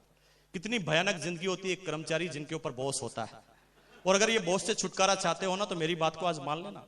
मुझे पता है, मेरे जयपुर में एक दोस्त आरजीएस अफसर है ना, वो संडे के दिन में गया घर पर, उसके घर पर जाकर बैठा, सोफे पर वो बैठा हुआ था, मैं भी उसके पास जाकर बैठा। बात करते करते ही अचानक फोन आया। फोन की आवाज सुनते ही चौंक गया। पहले आराम से बैठा था, सीधा हो गया और कहता है yes sir. Yes sir, yes sir, yes sir, yes sir, yes sir, yes sir, yes sir, खड़ा हो गया। अरे मैंने कहा खड़ा क्यों हो गया, तेरा घर है भाई, तू बैठ जा, तेरा बॉस नहीं है यहां पर। यस सर बिना खड़े हो ही कर सकता है, लेकिन गुलामी का एक जोरदार जंजीर जो जकड़ी हुई है, उसे पता भी नहीं चलता कि वो घर पे है कि बाहर है, क्योंकि बॉस का फोन आते ही दिमाग खराब हो जाता है। अब थोड़ी देर yes sir, yes sir, yes sir करता है, और थोड़ी देर बाद फोन को रखने के बाद मुझे क्या कहता है, पागल है साला। मैंने कहा भैया अगर तेरा बॉस इतना ही पागल है तो मुंह पे बोल के बता, असली पागलपन फिर बताएगा वो तेरा, है ना। और इसी गलतफहमी में हम कहीं जीते हैं, और मेरे साथ भी यही था। पहुंच गया पहले दिन, बैठ गया पीछे जाकर, एक आदमी आते ही कहता बजाओ ताली। मैंने कहा क्यों बजाऊं? नए आदमी को बड़ी प्रॉब्लम होती है, वो ताली मैं क्यों बजाऊं ताली। वो अपनी पूरी एनर्जी इस चीज पे लगाते हैं कि ताली नहीं बजाऊंगा। 50 बार बजाने की इच्छा होती तो भी वो कस लेता अपने आप को, नहीं बजाऊंगा। पूरी एनर्जी इस चीज पे लगा रहा है कि ताली नहीं बजाऊंगा। इतनी एनर्जी अगर बजाने में लगा दे तो सक्सेस हो जाए।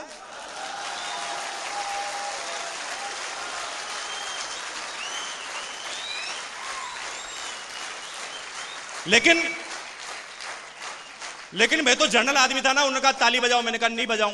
लेकिन जो ही मेरा बॉस मेरी तरफ देखता था मैं बजाने, क्योंकि दबाव से ही हम जिंदगी भर काम करते आए हैं, अपनी मर्जी से नहीं करते आए कभी भी। ताली बजाई 45 मिनट तक, अलग अलग तरीके से उन्होंने तालियां बजाई, क्योंकि मेरा दिमाग उस प्लान की तरफ था ही नहीं, तो कुछ समझ में आए नहीं। वो मुझे प्लान बता रहे थे, मैं कुछ और बता रहा था। वो कह रहे थे कि भैया ये बिजनेस है, मुझे ऐसा लगता था कि ये फंसाएगा, क्योंकि जब डबल माइंडेड होता है आदमी को कुछ समझ में नहीं आता। जब आप पहली बार किसी को प्लान बताते हैं तो आपको नहीं लगता वो कितना अच्छा रिएक्ट करता, वाह वाह वेरी गुड, कितना जोरदार, वाह मजा आ गया। लास्ट में पूछते ज्वाइन कर लें, वो क्या थोड़ा सोच लेता हूं। क्यों ऐसा क्यों होता है? ऐसा इसलिए होता है क्योंकि उस समय वो डबल माइंडेड होता है। एक तरफ तो वो प्लान देख रहा होता है जिसे उसे बाहरी एक्सप्रेशन बताना होता है, और दूसरी तरफ वो अंदर कुछ सोच रहा होता है। ठीक है, बाहर तो कह रहा होता है वाह वाह मजा आ गया, वेरी गुड, क्या प्लान है, वाह जी क्या बिजनेस बनाया, और अंदर अंदर क्या सोचता है, फंसाएगा, 1500 लेके जाएगा, इससे कैसे पीछा छोड़ाऊं। और वो दो वर्ड में जब अंदर ही अंदर जब कंट्रोवर्सी होती है तो उसे कुछ समझ में नहीं आता। तो मैसेज क्या है कि जब पहली बार आप प्लान बताते हो ना तो समझ में किसी को कुछ नहीं आता, तो चिंता मत करो, लास्ट में एक वर्ड समझ में आता है कि 1500 रुपए में 3 जोड़ी कपड़े मिलेंगे। ये बात ही इतनी पॉजिटिव है कि वो कपड़े तो ले लेता है, तब उसको पकड़ो, अब बताओ प्लान, क्योंकि अब वो ऐसा नहीं सोचेगा कि फंसा देगा, फंस तो गया है। अब छोड़िए मत, 90% आदमी किसी को ज्वाइन कराते ही छोड़ देते हैं, और यही उनकी जिंदगी की भूल होती है। और होता क्या है, वो 500 आदमी को ज्वाइन करा लेता है, फिर भी बिजनेस वो 15% 20% अटका हुआ, क्योंकि वो किसी को डुप्लीकेट तो कर ही नहीं रहा है। जब कोई आदमी ज्वाइन करता है तो ज्वाइन करने के बाद होता है पहला प्लान। अब उसे बिठाओ, अब उसके दिमाग में 2 बातें नहीं चल रही होगी, इसलिए पूरा प्लान समझ में आएगा। और फिर अब इस चीज पर आप ध्यान नहीं दें कि वो कितने आदमी लाता है, आप सिर्फ उसे कहें कि मैं रोज 6 बजे प्लान बताता हूं, तेरी 10 दिन ड्यूटी है कि मेरे प्लान को देखेगा। पहले दिन प्लान बताओ वो देखेगा, दूसरे दिन बताओ देखेगा, तीसरे दिन बताओ देखेगा, चौथे दिन बताओ देखेगा, 5वें दिन, 6ठे दिन, 7वें दिन, 8वें दिन, 9वें दिन, 10वें दिन जब आप प्लान बताएंगे तो 11वें दिन जब आप उसके घर पे जाएंगे तो वो किसी को प्लान बता रहा होगा, क्योंकि 10 दिन तक लगातार प्लान दिखाने की वजह से वो डुप्लीकेट हो चुका होगा। एक ही जैसा प्लान दिखाने की वजह से वो प्लान उसको कंटस्ट हो गया होगा, और अब आपकी एक शोरूम खुल चुका है। कुछ लोग कहते थे कि भाई साहब मुकेश जी आप तो ये पहले जुड़ गए थे इसलिए आगे बढ़ गए। हालांकि मैं बता दूं कि मेरी फैमिली में जितने भी आदमी हैं वो सब टेक्निकल अचीवर हैं, और इंडिविजुअल में सब लोग अपने अपने दम से काम करते हैं। मैं सिर्फ अपने अनुभव शेयर करता हूं। Mrs technical achiever, brother technical achiever, sister, mother, मेरी फैमिली के जितने भी मेंबर वो सारे टेक्निकल अचीवर। लेकिन एक आदमी ने मुझे चैलेंज किया। मेरी कोई मंशा नहीं थी कि मैं अब पैसों के लिए काम करूं, क्योंकि मैं अभी आगे बात करूंगा तो आपको कुछ आश्चर्यजनक वर्ड लगेंगे। लेकिन जब मेरे को उन्होंने कहा नहीं भैया अब करके बताओ तो माने, तो मैंने 6 महीने पहले एक लेख चालू की, 6 महीने पहले, और मैंने अपने आप का टेस्ट किया, क्या मैं अपने टेस्ट में सफल होता हूं कि नहीं होता हूं। तो मैं बता दूं कि 6 महीने पहले एक लेख चालू की थी। उस लेख को चालू करने के बाद आज जब ये 7वां महीना है तो 7वें महीने में 29 लाख का बिजनेस है उस लेख में, 29 लाख रुपए का। क्यों? और ऐसा आप भी कर सकते हैं। छोटी सी टेक्निक को समझ जाइए। आदमियों को बनाने पे ध्यान मत दीजिए, कितने आदमियों को आप अपने जैसा बना सकते हैं, इसके आधार पर ही आपका बिजनेस बढ़ेगा। आपने कितने आदमियों को डिस्ट्रीब्यूटर बना दिया है, उसके आधार पर बिजनेस कभी नहीं बढ़ेगा। मैंने जो शुरू के पहले मैंने 15 आदमी को ज्वाइन कराया, उनसे एक कमिटमेंट, एक शपथ दिलवाई थी कि भैया 15 महीने तक तुम एक भी आदमी को ज्वाइन नहीं कराओगे, लेकिन वादा करो कि 15 दिन तक रोज मेरे घर पर एक दिन सुबह और शाम लगातार आएंगे। 15 दिन तक वो लगातार आए। 15 दिन तक मेरा कोई काम दूसरा नहीं था, मैं सिर्फ उन्हें आते थे और प्लान बताता था। 15 दिन तक लगातार प्लान बताने की वजह से वो 15 ही आदमी डुप्लीकेट हुए और उसका नतीजा था कि उन 15 ही आदमियों ने अपने अपने एरिया में जाकर बिजनेस किया। वो 15 में से 9 आदमी आज रॉयल्टी अचीवर हैं।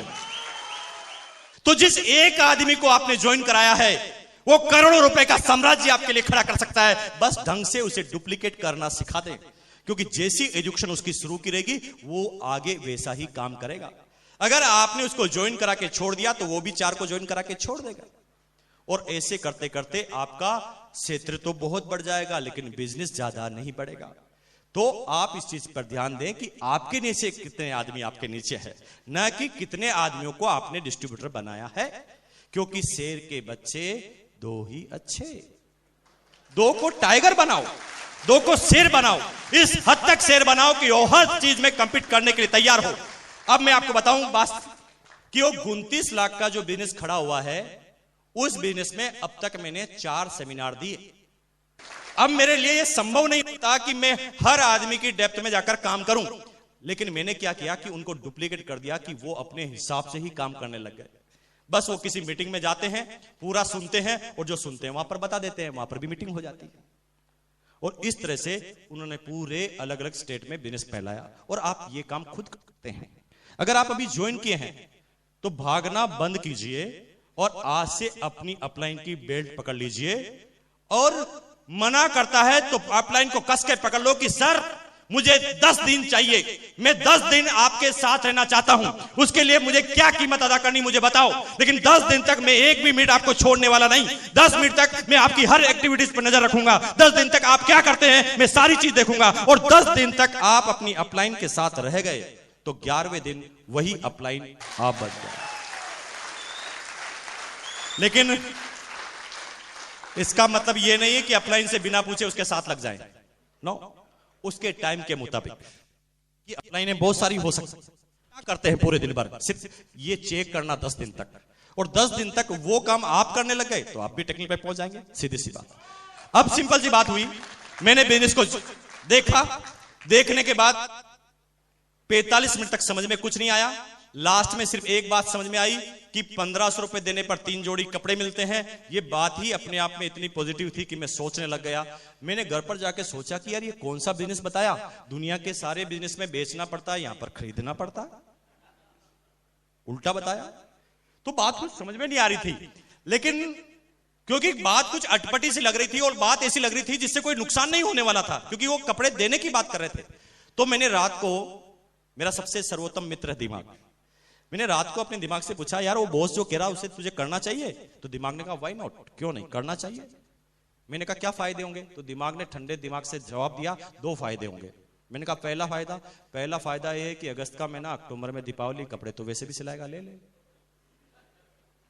मैंने कहा दूसरा फायदा? उसने कहा दूसरा फायदा ये है भैया कि देने वाला बॉस है और बॉस खुश हो गया तो इंक्रीमेंट भी लग जाएगा।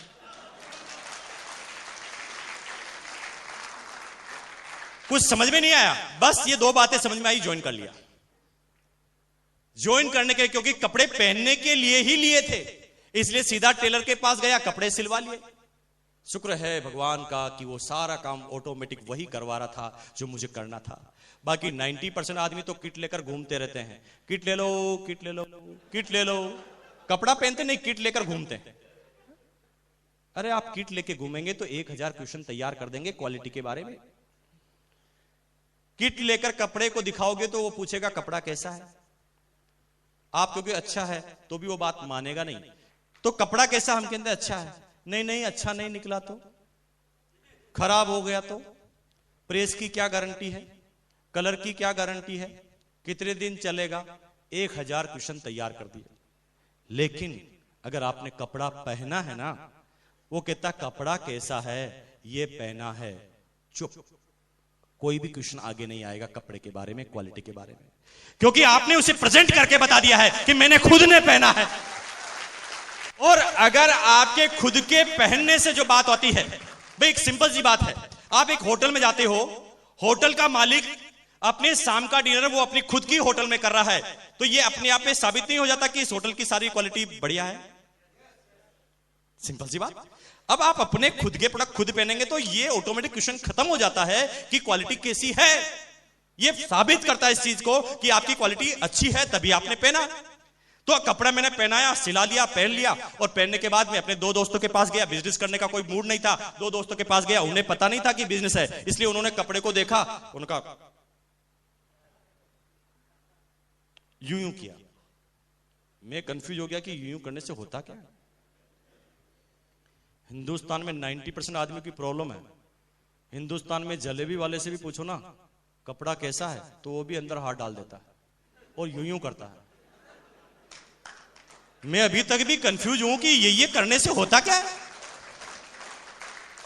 जर्मनी और फ्रांस वाले अभी तक भी हिंदुस्तानियों पे शोध कर रहे हैं कि हिंदुस्तानियों के हाथों में कौन से सेंसर हैं जो सब लोग यूं यूं करते हैं कपड़े को। अरे यूं यूं करने से ही पता चल जाता तो दुनिया की बड़ी बड़ी लेटेस्ट टेक्नोलॉजी की मशीनें क्यों बनती, हिंदुस्तानियों को खड़ा कर देते, वो यूं यूं करते रहते। आज के बाद यूं यूं मत कीजिए कपड़े को।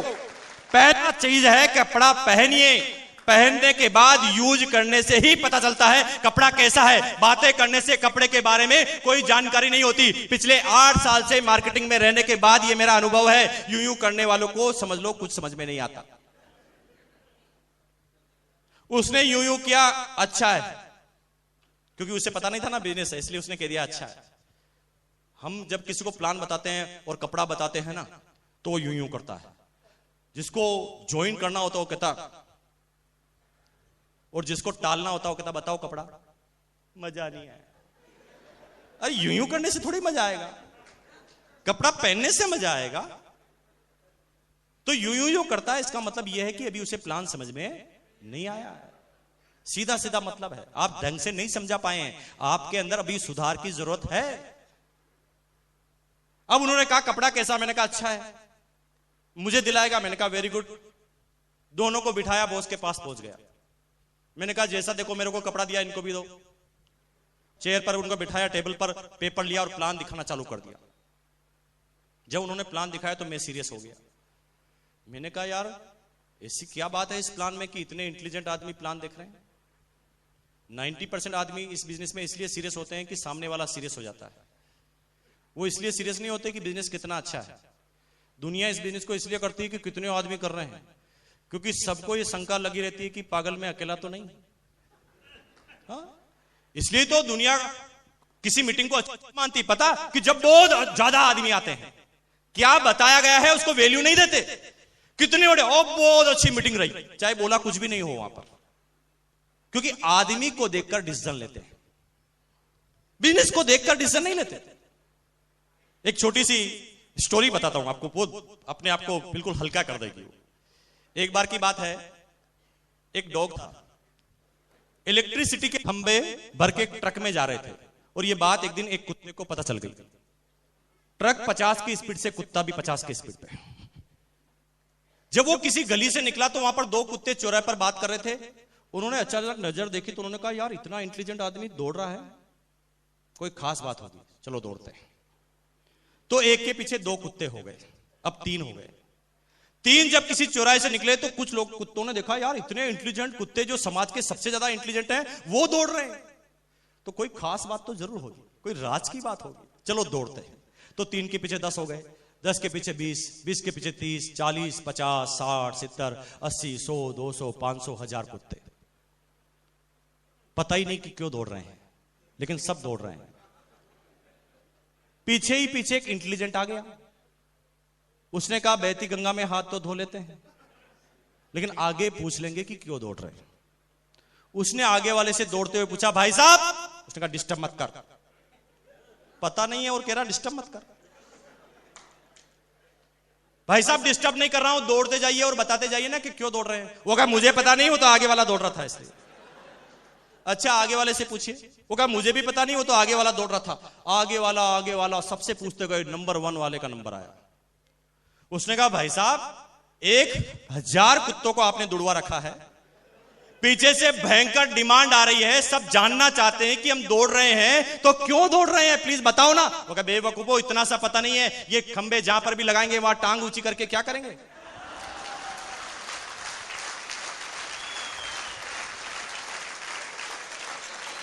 सब दौड़ रहे हैं, बिना मकसद के दौड़ रहे हैं। अब 2 आदमी जब सीरियस हुए तो मैं वहां पर सीरियस हुआ। मुझे लगा यार कोई ना कोई खास बात तो होगी। पहली बार प्लान देखा, और कहते हैं ना कि हिंदुस्तान में जब भी कोई पॉजिटिव काम होता है तो शंका पहले हो जाती है। होता कि नहीं होता आपके यहां पर? पॉजिटिव काम में शंका होती ना घर पे। अगर एग्जाम्पल क्रिएट करना है तो घर पे जाते ही अपनी पत्नी को बोलना आई लव यू, आपके ऊपर शंका हो जाएगी। वो सोचेंगे कि कहां गए थे आज, पूरी इंक्वायरी करो। हाँ? क्योंकि बात चाहे जितनी भी पॉजिटिव हो, जितनी ज्यादा पॉजिटिव होगी उतनी ज्यादा शंकाएं। अब जब वो 2 आदमी सीरियस हुए तो मैं पहली बार प्लान के लिए उनके पास बैठा, और जिंदगी में अब मैं पहली बार प्लान देखने लगा। क्योंकि अब ये मैं नहीं सोच रहा था कि फंसाएगा। Yes, you got me. अब मेरी बात समझ रहे हैं आप? क्योंकि मैं फंस चुका था, अब मैं प्लान को ढंग से देख रहा था। मैंने कहा अब कि क्या खास बात बता रहे हैं, देखते हैं। और पहली बार जब मैंने ढंग से प्लान देखा तो देखते ही पता चल गया कि मुकेश कोठारी, ये एकमात्र ऐसा बिजनेस है जो तेरे लिए बना है। क्योंकि तेरे पास पैसा भी नहीं है और ये बिजनेस बिना पैसों का होता है। तेरे पास टाइम भी नहीं है और इस बिजनेस में टाइम आता है। तेरे पास सिक्योरिटी भी नहीं है और इस बिजनेस में सिक्योरिटी आती है। और ये तीनों काम तेरे के पास इस बिजनेस से आते हैं, इसलिए तुझे इस बिजनेस को करना चाहिए। और ये पहला दिन इस बिजनेस को ज्वाइन करने का। काम करना चालू किया। पहले दिन से काम करना चालू किया। पहले मैंने काम किया, अजीबोगरीब घटना हुई जो सबके साथ होती है। पहले मेरे पास 244 रुपए का स्टेटमेंट आया और डाउनलाइन में 512 के 2 चेक आए। कभी कभी आपके यहां पर होता है कि अपलाइन का चेक कम, डाउनलाइन का ज्यादा। कितने आदमियों के साथ हुआ? हाथ खड़ा कीजिए। चिंता मत करो, आप मेरी कैटेगरी के आदमी हैं, आप भी यहां तक आ जाएंगे। समझ में नहीं आई कि ये बिजनेस किस तरह का है। अपलाइन के साथ काउंसलिंग की, अपलाइन ने बात समझाई और 1 साल टिके रहने की सिस्टम के अंदर मुझे राय दी गई कि 1 साल तक लग जाइए, टिक जाइए, सीख जाइए। और शुरुआती 1 साल में इस बिजनेस में लगा रहा, हर कंडीशन में। शुरुआती 1 साल जो आज आपके साथ है ना, वो हमारे साथ नहीं था। आई फील ज्वेलसी, क्योंकि आज आपको इस बिजनेस का हाईवे तैयार मिला है, सुपर एक्सप्रेस हाईवे। सिर्फ गाड़ी लगानी है और एक्सीलेटर दबाना है, ये 2 ही काम आपके लिए बाकी रह गए हैं। क्योंकि इस बिजनेस में अब आपके करने के लिए कुछ बचा ही नहीं है। क्या करेंगे आप? क्योंकि मैं अब आपके सामने बात कर रहा हूं 6 साल पुरानी और आज की। 6 साल पहले जब मैं, मेरी टीम और मेरी डाउनलाइन, मेरी अपलाइन ने जब इस बिजनेस को ज्वाइन किया था तो आज की जैसे पहले कुछ नहीं होता था। आज 2-2 हजार आदमियों की सेमिनार होती है। अरे मुर्दे से मुर्दे को, नेगेटिव से नेगेटिव आदमी को भी इस सेमिनार में लाकर बिठाओ ना तो थोड़ी देर बाद वो हिलने लगता है।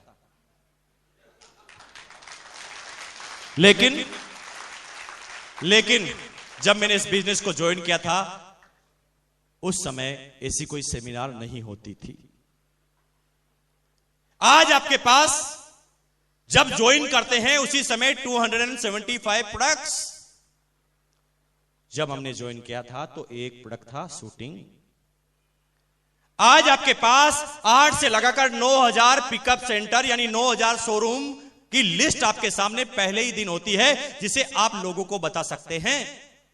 उस समय जब हमने चालू किया था तो एक था भीलवाड़ा में, गुजरात में डिस्ट्रीब्यूटर बनाना है तो भीलवाड़ा से किट ले जाओ। आज आपके पास पिछले कंपनी के 6 सालों का इतिहास है। हमने जब चालू किया था तो 4 दिन का इतिहास था। आज आपके पास एक आरसीएम टाइम्स आता है जिसको दिखाते ही सामने वाला आदमी बेहोश हो जाता है। हमारे पास उस समय आरसीएम टाइम्स नहीं आता था। आज आपके पास आपकी अपलाइन के अनुभवों का खजाना बुक्स, टेप और सीडी के अंदर मौजूद है। हमने जब चालू किया था तो न बुक्स आती थी, न टेप्स आती थी, न सीडी आती थी। आज आपके पास यूं कहे तो क्या नहीं है? ऐसी कौन सी चीज जो चाहिए वो नहीं है? सारी चीज आपके पास मौजूद है, यानी हाईवे तैयार है। लेकिन हमारे पास ये सारी चीजें नहीं थी। दो चीजें थी, पहला था कमिटमेंट, दूसरा था बिलीव। कुछ समय तक अपलाइन के साथ लगे रहने से बिलीव पैदा हुआ और धीरे धीरे बिलीव के साथ कमिटमेंट पैदा हुआ। हम तो विश्वास के साथ सामने वाले आदमी को बोलते थे, भाई साहब बिजनेस बहुत अच्छा है, 4 आदमी जुड़ चुके हैं, आप आ जाओगे तो 5वें हो जाओगे। इसके अलावा कोई बात कहने लायक हमारे पास नहीं थी। लेकिन बिलीव के साथ लगातार ये बात कहते गए। लोग बाग मना करते थे, हम कहते गए, रिजल्ट नहीं थे। पत्नी नाराज, बच्चे नाराज, मां बाप नाराज, सारी दुनिया नाराज हुई हमसे, हमारी अपलाइन से नाराज हुई उनकी फैमिली। लेकिन कहते हैं ना कि सतीश पंडित ने उस कविता में सारा बिजनेस तो खोल के रख दिया। सारा बिजनेस उन्होंने लिखा है, इश्क मांगे कदम कदम कुर्बानियां, कुछ देर के लिए कुछ लज्जतें कुर्बान कर आराम कर।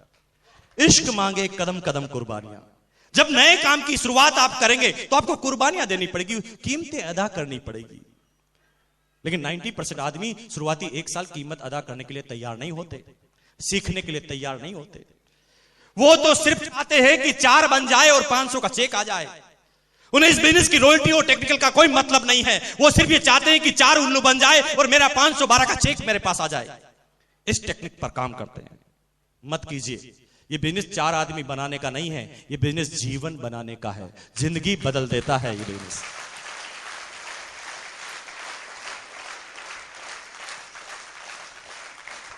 लेकिन शुरुआती 1 साल आपको कीमतें अदा करनी पड़ेगी। आज जो आप 10,000 और 20,000 रुपए पर मंथ कमाते हैं ना, तो मैं आपको बता दूं, आपको याद दिला दूं कि 15 साल तो आपने पढ़ाई की है, एजुकेशन ली है, आपने फीस भरी है, स्कूल में गए हैं, कॉलेज में गए हैं, किताबें खरीदी है, उसके बाद आपने ट्यूशन फीस दी है और सारी कीमतें अदा करने के बाद आज 10,000 और 15,000 के आदमी आप बने हैं। लेकिन वहां पर 15 साल की एजुकेशन आपने ली है, 15 साल आपने कीमतें अदा की है। लेकिन ये ऐसा बिजनेस है जो सिर्फ 1 साल कीमत मांगता है। 1 साल तक रेगुलर मीटिंग में आना, इस क्लासों में आना, सीखना। 1 साल तक लगातार किताबें, टेप्स, बुक्स। 1 साल तक लगातार ऑफलाइन काउंसलिंग।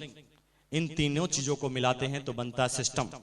और जब 1 साल के साथ हम सिस्टम में लग जाते हैं तो 1 साल जब हम कीमतें चुकाते हैं, कीमतें कौन सी? कीमतें बहुत सारी। हमारे घर में हम एडजस्टमेंट करते हैं। 100 रुपए हमारे बजट से निकालकर हम सेमिनार और टेप पे खर्च करते हैं, पहली कीमत। दूसरी कीमत, हमारे घर पर साला आता है और हमें मीटिंग में आना पड़ता है, दूसरी कीमत।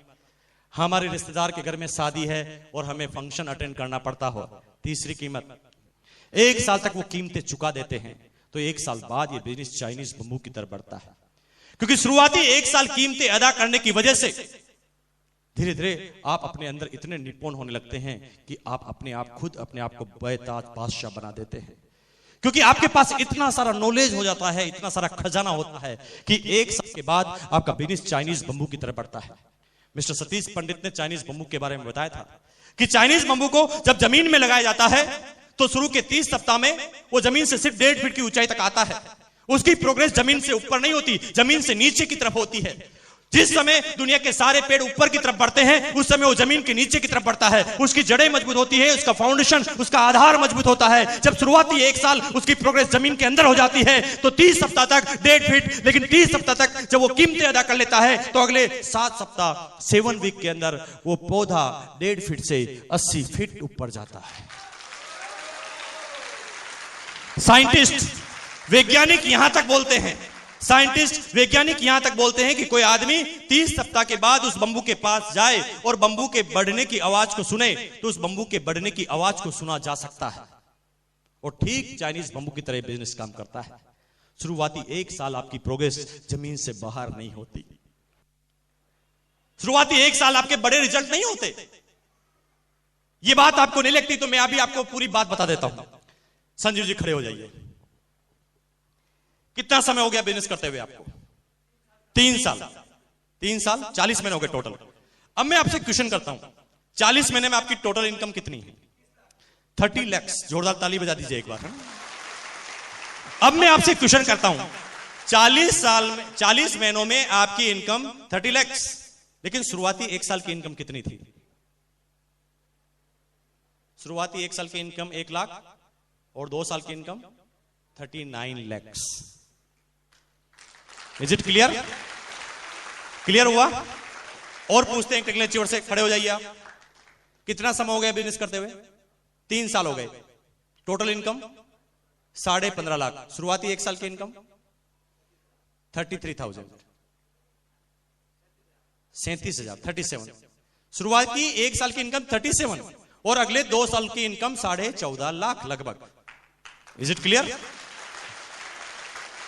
लेकिन शुरुआती 1 साल इनके रिजल्ट ज्यादा नहीं थे। मैं जानता हूं जितने भी रोल टीचर और टेक्निकल टीचर बैठे हैं, 6-8 महीनों में इनके रिजल्ट ज्यादा नहीं थे, लेकिन 1 साल इन्होंने कीमतें अदा की।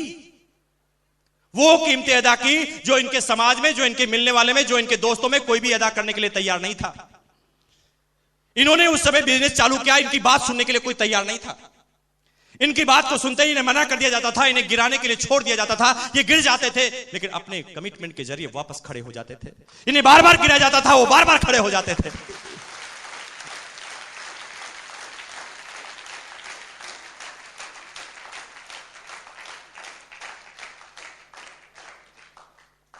गोता सिंधु में गोताखोर लगाता है, जा जाकर खाली हाथ लौट आता है।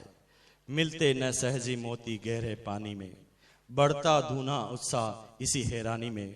मुट्ठी उसकी खाली हर बार नहीं होती कोशिश करने वालों की। शुरुआती 1 साल कमिटमेंट के साथ, और 1 साल जब कमिटमेंट के साथ बिता देते हैं तो ये बिजनेस कैसे बनता है पता है? 2 तरीके इस बिजनेस में, तीसरा कोई तरीका नहीं। या तो इस बिजनेस में करोड़पति बनो या फिर आउट। दूसरा कोई तरीका नहीं बनाया है इस बिजनेस में। करोड़पति बनो या आउट हो जाओ बिजनेस से, 2 ही तरीके बने हैं। करोड़पति कैसे बनते हैं? जब शुरुआती 1 साल जब हम कमिटमेंट के साथ ये काम करते हैं, कीमतें अदा करते हैं, तो हमारे आगे एक इंजन होता है जो मजबूत इंजन होता है, जिसके सारे हम ये बात सीखते हैं। लेकिन शुरुआती 1 साल जब हम कमिटमेंट के साथ गुजार लेते हैं, कीमतें अदा कर लेते हैं, तो हमारे पीछे भी कुछ कमिटेड साथी खड़े हो जाते हैं। हमारे आगे कमिटेड, हमारे पीछे कमिटेड। हमारे आगे एक इंजन, हमारे पीछे एक इंजन। अब हम चाहे डब्बे भी बन जाएं, अब आगे और पीछे वाला इंजन दिल्ली जाना चाहता है तो आप मना कर सकते हैं?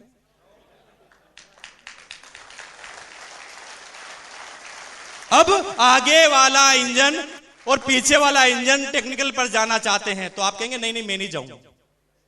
जाना पड़ेगा, क्योंकि आप सिस्टम में आ गए हैं। अब आपके पीछे से भी फोर्स है, आगे से भी फोर्स है, और शुरुआती 1 साल इसी तरह से आपको कमिटमेंट के साथ सिस्टम से लगा रहना पड़ता है। तो अब आप चाहते हैं कि आपके नीचे कमिटेड आदमी तैयार हो? चाहते हैं? चाहते हैं? तो आज के बाद इस जबान का इस्तेमाल मत करना। कैसे? रोयल्टी पे पहुंचो ना, टेक्निकल पे जाओ ना, प्रोडक्ट क्यों नहीं इस्तेमाल करते, मीटिंग में आओ ना, सेमिनार में आओ, टेप सुनो ना। मत कहना आज की बात, एक शब्द मत बोलना, आप उसे करके बताना, रॉयल्टी पर आकर बताना, टेक्निकल पर आकर बताना, प्रोडक्ट इस्तेमाल करके बताना। लोगों से सिर्फ शब्दों में बात मत करना कि ये कर लो वो कर लो, क्योंकि मैं आपको एक प्रैक्टिकल करके बताता हूं, आपको पूरी बात समझ में आ जाएगी, पूरी बात। क्योंकि अक्सर हम करते क्या नहीं। अब आप मुझे बोलेंगे, जैसा आप बोलेंगे मैं वैसा करूंगा। आप मुझे कोट पहनना सिखाइए। लीजिए हाथ में माइक, पास में आ जाइए प्लीज। पहले एक हाथ निकाल के इसमें बाह में डालिए। नहीं, कोट की बाह में।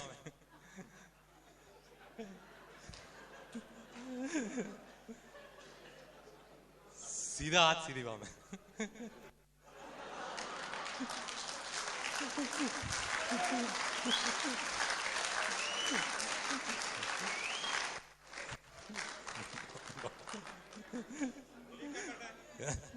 निकाल लीजिए। I got a point.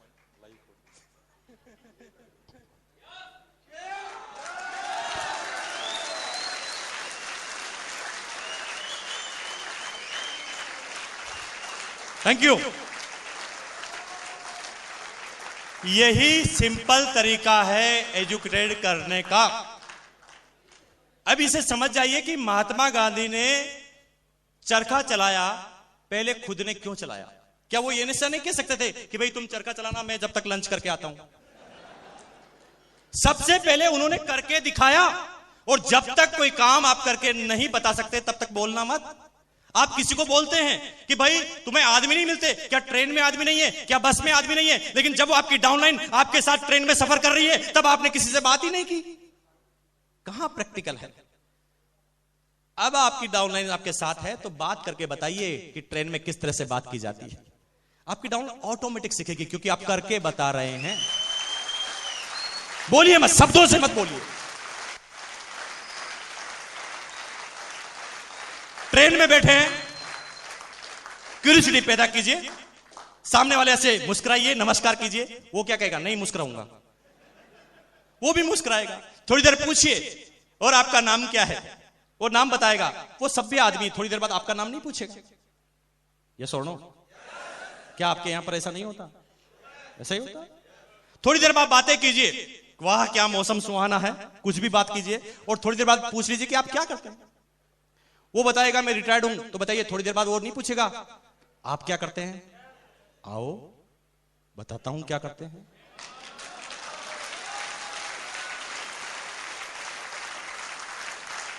करके बताइए, बातें मत कीजिए। और जब तक आप करके बताएंगे नहीं तब तक आपकी डाउनलाइन डुप्लीकेट बिल्कुल भी नहीं होगी, चाहे आप कितने ही समझदार व्यक्ति क्यों नहीं। लेकिन दोस्तों, मैं आपके बीच में अब उन साथियों को बुलाने जा रहा हूं और अब आपको सारी बातें सीखनी है उन चीजों से।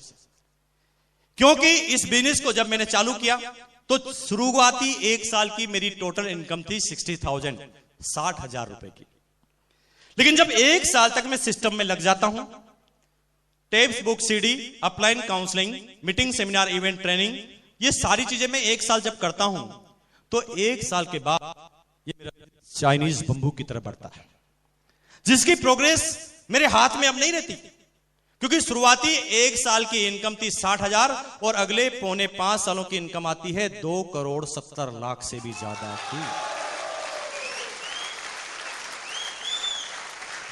244 रुपए, 244 रुपीज मेरा पहला स्टेटमेंट था। और पिछले महीने की बात की जाए तो 15.5 लाख रुपए की फैमिली की इनकम है। अगर इंडिविजुअल चेक की बात की जाए तो 10,22,000 का मेरा इंडिविजुअल चेक है। पैराबल ऑफ पाइपलाइन की एक छोटी सी स्टोरी, बात आज के 400 साल पुरानी है। दो बच्चे किसी स्टेट में रहते थे, काम की तलाश में थे। गांव के प्रमुख के पास गए और काम मांगा। गांव के प्रमुख ने उन्हें काम दे दिया। क्या काम था? 5 किलोमीटर दूर एक मीठे पानी की झील से पानी लाने का काम। 5 किलोमीटर दूर एक मीठे पानी की जो झील थी, झील से पानी लाने का काम उन्हें मिल गया। वो झील जो अपने इतिहास में कभी भी सूखी नहीं थी। दोनों बच्चों को काम मिला, दोनों खुश हो गए। काम के लिए जाने लगे, बाल्टी को हाथ में लिया, पानी भर के लाने लगे। हर बाल्टी पर उन्हें सेंट मिलने वाले थे। दोनों बच्चों पानी लेने के लिए जा रहे थे, उसमें से दूसरा बच्चा थोड़ी देर के लिए रुक गया। तो पहले वाले ने कहा, भैया क्या इंतजार कर रहा है? इतनी मुश्किल से काम मिला है, पैसे कमाने हैं, पेट भरना है, अपना जीवन यापन करना है, चिंता मत कर, चल काम चालू कर, पैसा कमाते हैं। लेकिन दूसरा वाला बच्चा कहने लगा कि भैया बात एकदम सही है, पैसा तो मुझे कमाना है क्योंकि पेट के लिए जरूरी है। लेकिन दोस्त मेरी बात थोड़ा सुनो, क्या जो इस पानी को हम लेने जा रहे हैं, क्या जो ट्रेडिशनल काम हम करने जा रहे हैं, क्या जो हम पैसे कमाने जा रहे हैं, उससे क्या हमारे सारे सपने पूरे हो जाएंगे? क्या हमारे दादाजी पिताजी ने जिसने ये काम किया था उनके सपने पूरे हो गए थे? चलो पानी तो लाते हैं क्योंकि पेट भरना जरूरी है, लेकिन पानी लाने के साथ कुछ घंटे एक ऐसा भी काम करते हैं जो जीवन में हमारे दादाजी पिताजी ने और दुनिया के किसी आदमी ने नहीं किया, हम उस काम की शुरुआत करते हैं। तो पहले बच्चे ने कहा कौन सा काम? उसने कहा चलो रोज 10 घंटे पाइपलाइन, रोज 10 घंटे पानी लाएंगे और 2 घंटा हम 5 किलोमीटर दूर एक जो मीठे पानी की झील है उससे गांव तक एक पाइपलाइन बिछा देंगे कि पानी ऑटोमेटिक ही आए। बात 400 साल पुरानी है। 400 साल पहले किसी ने पाइपलाइन के बारे में सोचा तक नहीं था। कोई आदमी ये समझता नहीं था कि पाइपलाइन से भी क्या इस तरह का काम हो सकता है। लोगों ने उसकी इंसल्ट बनाना चालू की।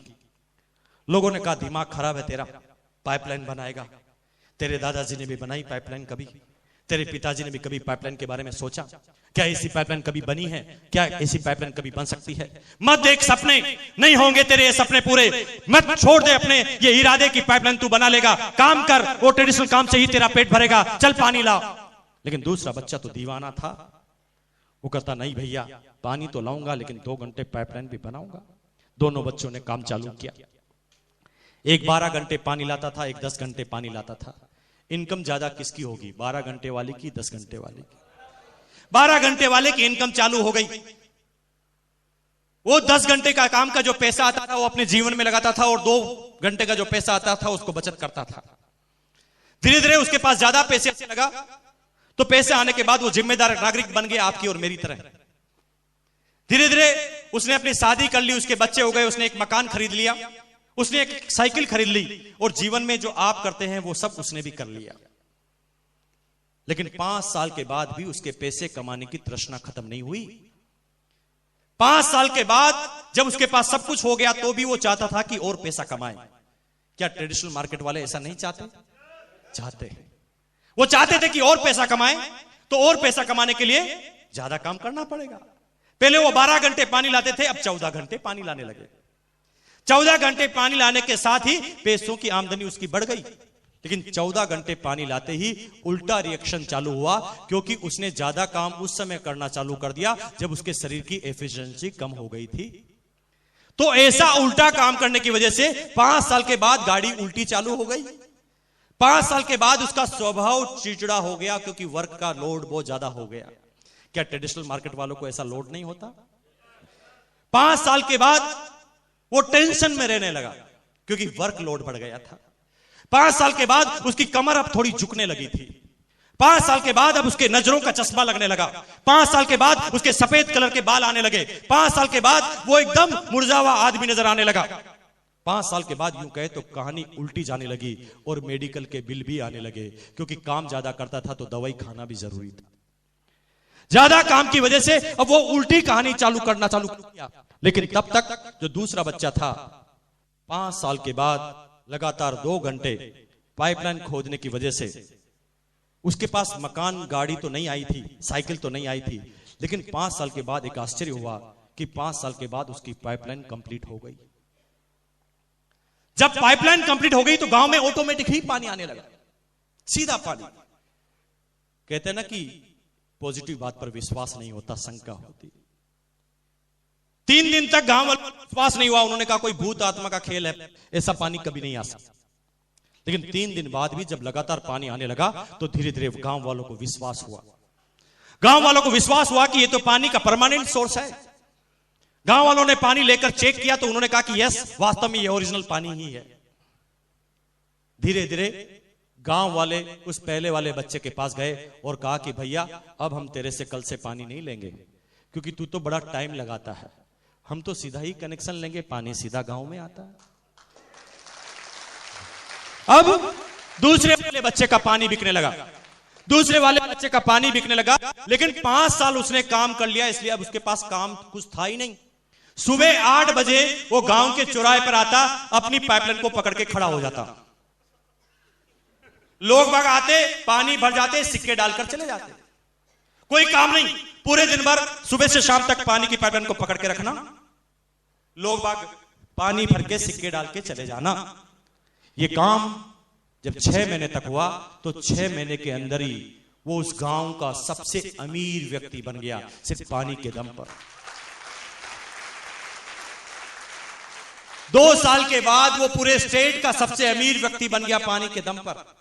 फिर वो इतना बड़ा कॉन्ट्रैक्टर बन गया कि दूसरे गांव के आदमी भी उसे बुलाने लगे और कहने लगे कि हमारे गांव में भी आओ और पाइपलाइन बिछाओ। पाइपलाइन के दम पर वो दुनिया के सबसे अमीर व्यक्तियों की लिस्ट में शामिल हो गया। और फिर एक किताब लिखी गई, द पैराबल ऑफ पाइपलाइन। मैं आज सब एजुकेटेड सभ्य आदमियों से एक क्वेश्चन करना चाह रहा हूं, क्या हम भी कहीं वो बाल्टी से पानी लाने वाला काम तो नहीं कर रहे हैं? और अगर बाल्टी से पानी लाने वाला काम अगर हम कर रहे हैं तो आई एम सॉरी टू से कि जिस तरह से हमारे दादाजी के सपने पूरे नहीं हुए, हमारे पिताजी के सपने पूरे नहीं हुए, उस तरह हमारे भी सपने पूरे नहीं होंगे और हम भी अपने सपनों को दफनाकर अपने सपनों को अपने बच्चों को ट्रांसफर करके इस दुनिया से आउट हो जाएंगे। लेकिन आज मैं आपको यहां पर राय देने के लिए नहीं आया हूं कि आप सारे काम छोड़कर पाइपलाइन बनाना चालू कर देना। नो, मैं आपको एक इंटेलिजेंट भरी सलाह देने आया हूं कि अगर आप 8 घंटे 10 घंटे एक ट्रेडिशनल काम को करते हैं तो 2 घंटे परमानेंट काम कीजिए, पाइपलाइन बिछाने वाला काम भी कीजिए। क्योंकि 8 घंटे काम 2 घंटे पाइपलाइन, 8 घंटे काम 2 घंटे पाइपलाइन, 8 घंटे काम 2 घंटे पाइपलाइन, 8 घंटे काम 2 घंटे पाइपलाइन, 8 घंटे काम 2 घंटे पाइपलाइन, 8 घंटे काम 2 घंटे पाइपलाइन, 8 2 8 2 8 2 8 2 8 2 8 2 8 2 8 2 8 2 8 2 8 2 8 2 करते करते एक दिन आपकी पाइपलाइन जिस दिन कंप्लीट होगी ना, तो घंटों के कामों की इनकम को सेकंडों में क्रॉस करेगी। क्योंकि ये लड़का जो आपके सामने खड़ा है, आज के ठीक 5 साल पहले 6 साल पहले एक डिसीजन लिया पाइपलाइन बनाने का। उस समय हमारे दादाजी ने किसने पाइपलाइन लगाई थी, हमारे समाज में किसी ने पाइपलाइन लगाई थी, हमारे इस हिंदुस्तान में पाइपलाइन लगाई थी। उस समय पाइपलाइन लगाने का हमारी अपलाइन और हमने सोचा। शुरू में लोगों ने घिराया, लोगों ने मना किया, लेकिन जुनून के साथ पाइपलाइन बनाई।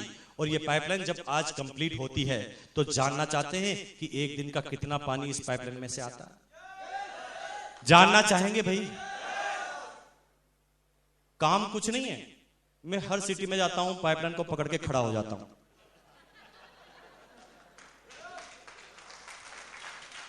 ₹50,000 पर डे का पानी आता है। 50,000 पर डे का पानी आता है और 50 से ये 51,000 कब हो जाता है बताऊं? जब पीछे एक टेक्नोलॉजी और आ जाता है। वो अपने पानी की साइज को तेज करने के लिए अपने हॉर्स पावर बढ़ाता है। जो ही वो अपने इंजन को तेज करता है, मेरा यहां पर 51, 52, 53, 54, 55, 56, काम कुछ नहीं है मेरे पास, काम कर लिया, वो कुर्बानियां दे दी।